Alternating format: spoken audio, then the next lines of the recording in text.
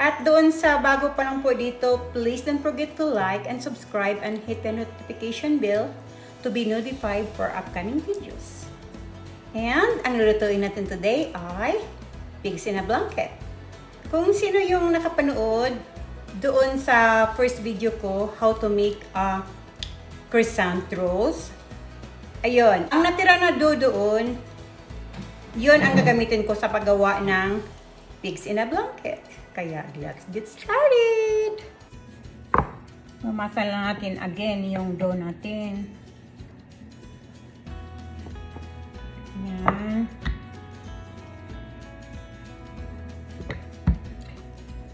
Kung sino pa yung hindi nakapanood sa ginawa ko kanina na crescent rolls, panoorin nyo to para malalaman nyo kung paano ito gawin yung dough.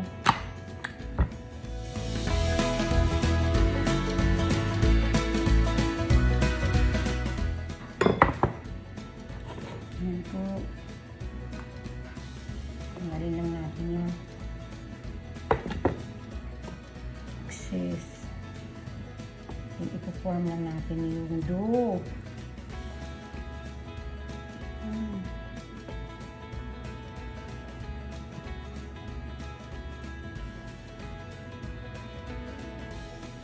Ayan, ipo-form lang natin ito ng triangle.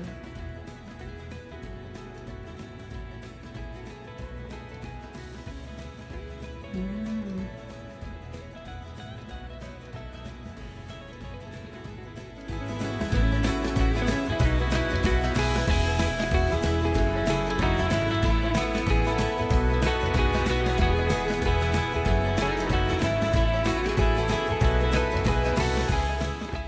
At babalutin na natin yung mini hot dogs natin.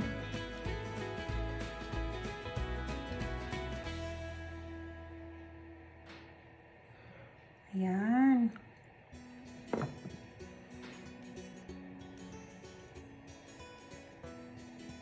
Ito yung tinatawag na pigs in a blanket.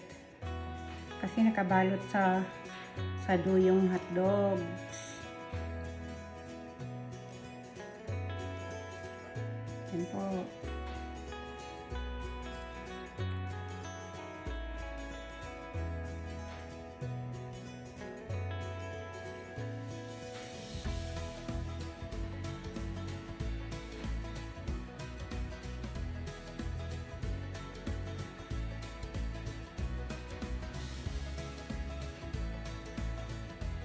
Ayan, medyo ano siya, matrabaho guys, pero masarap. Yung dough made from scratch, hindi yung galing sa yung naka-refrigerate na sa supermarket, sa grocery store. Iba talaga pag fresh. Ayan.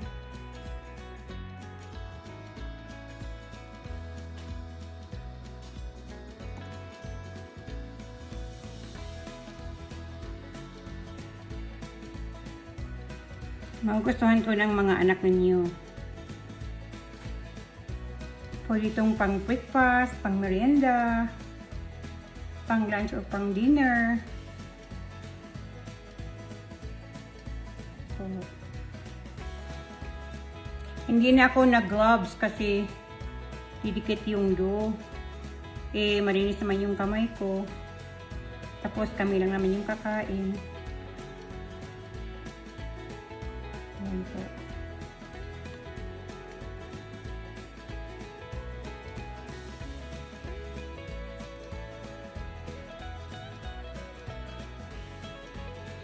Nilagay natin dito sa baking sheet. Ayan.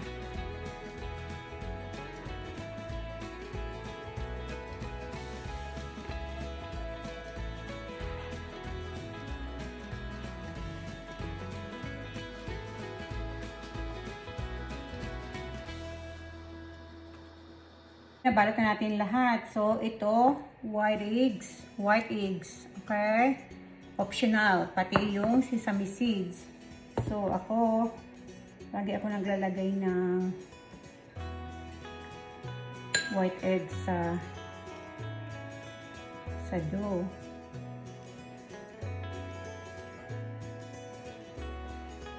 Yan.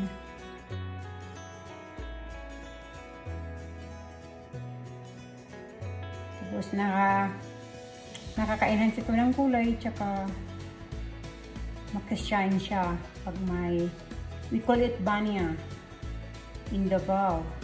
I don't know what is called in Tagalog. So sa Davao, we call it banya.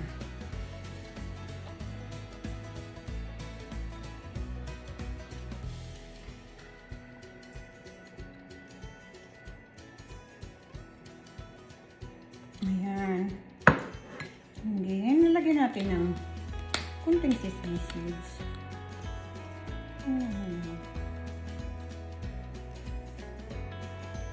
Sa ibabaw. Kunti lang on top. Ayan.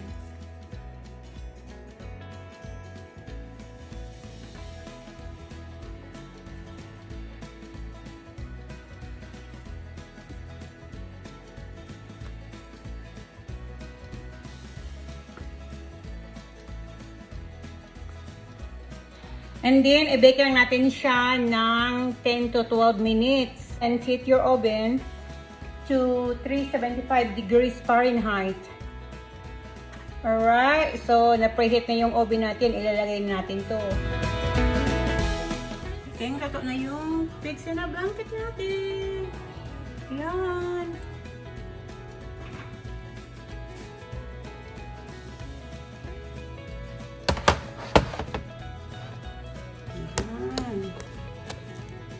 Okay, ito na.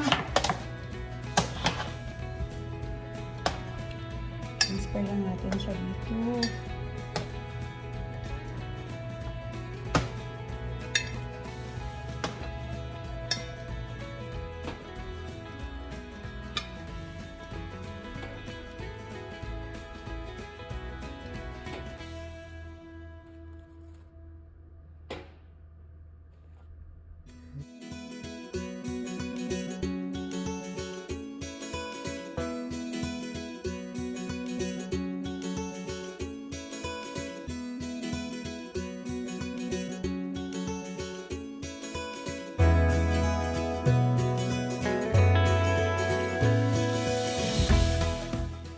Guys, ito na yung pigs in a blanket natin.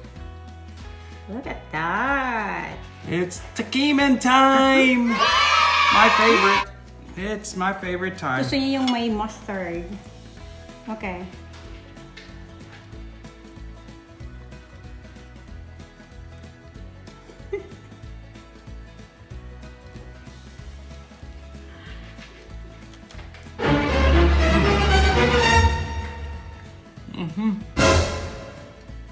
Oh, very good. How about the ketchup?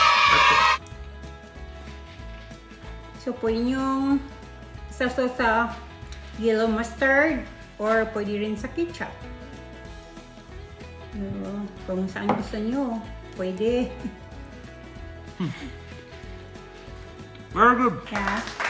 Thank you, babe. I know it is. Because the dough is made from scratch. So, Sarap. I like it better with the mustard though.